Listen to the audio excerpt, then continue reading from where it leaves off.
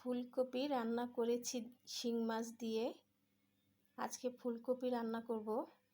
ফুলকপিটা একদম সুন্দর, টাটকা এবং দেখতেও ভালো। আর শিং মাছ নিয়েছি, শিং মাছ দিয়ে ফুলকপির ঝোল রান্না করব। প্রথমে শিং মাছটা আমি ভেজে নিচ্ছি।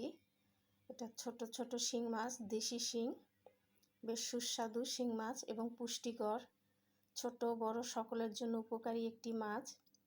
আর আজকে ফুলকপি দিয়ে রান্না করব। শীত তো চলে গিয়েছে, তো এই সিজনের শেষ ফুলকপি খাওয়া, তো চিন্তা করলাম যেহেতু ফুলকপিটা একদম টাটকা, বেশ ভালো, একদম সিজনাল ফুলকপির মতো, সেজন্য একটু ঝোল রান্না করব। তো মাছটা ভাজা হয়ে গিয়েছে। মাছ ভাজা তেলের মধ্যেই আমি দিয়ে দিচ্ছি তেজপাতা, 1 চিমটি জিরে, পেঁয়াজ বাটা, রসুন বাটা, আদা বাটা, লাল মরিচ বাটা, হলুদের গুঁড়ো, জিরের গুঁড়ো, ধনিয়ার গুঁড়ো। এবার মশলাটা ভালো করে কষিয়ে নিব। আর ফুলকপির ঝোল খেতে অনেকেই পছন্দ করেন, যদিও শীতকাল না, এখন শীতকালে বেশ ভালো লাগে। তবে আজকে শীতকালের ফ্লেভারটা নিব, শীতের কালের মতো রান্না করে। মশলাটা আমি কষিয়ে নিচ্ছি, আর একটু পানি দিয়ে দিলাম কষানোর জন্য।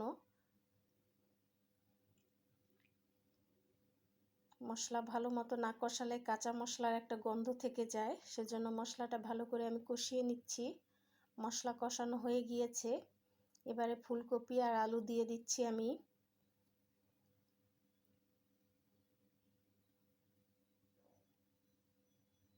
এবার ভালো করে নেড়ে দিব।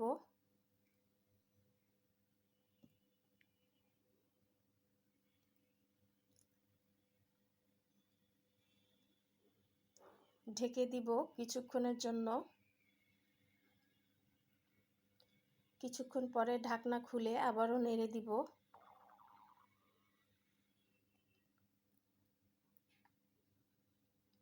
ভালো করে নেড়ে দিচ্ছি। এবার আমি দিয়ে দিব পানি। আমি রান্নাতে সবসময় গরম পানি ব্যবহার করি, এতে রান্নার স্বাদ এবং রঙটা সুন্দর হয়। এই পানিতেই ফুলকপির ঝোল হবে এবং ফুলকপি আলু সিদ্ধ হয়ে যাবে। এবারে দিয়ে দিচ্ছি স্বাদ মতো লবণ। লবণ দিয়ে একটু নেড়ে দিব।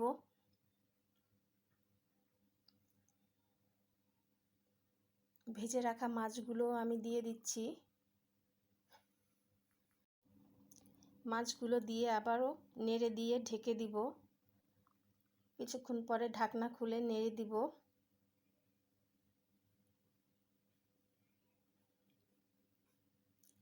এবার ঢেকে দিচ্ছি ফুলকপি সিদ্ধ হওয়ার জন্য এবং ঝোলটা টানার জন্য। ফুলকপি আলু সিদ্ধ হয়ে গেলে নামিয়ে নিব আমি। ঝোলটাও প্রায় টেনে এসেছে। এবারে ধনিয়া পাতা কুচি দিয়ে আমি নামিয়ে নিচ্ছি। রান্না হয়ে গেল ফুলকপি আলু দিয়ে শিং মাছের ঝোল। আমার তো ভীষণ পছন্দের রেসিপি। আপনাদের কেমন লাগলো অবশ্যই জানাবেন কমেন্টস করে। তো রান্না হয়ে গেল মজাদার ফুলকপির তরকারি। ধন্যবাদ সবাইকে। যদি ভিডিওটা ভালো লেগে থাকে অবশ্যই শেয়ার করে দিবেন। দেখা হবে আগামীতে।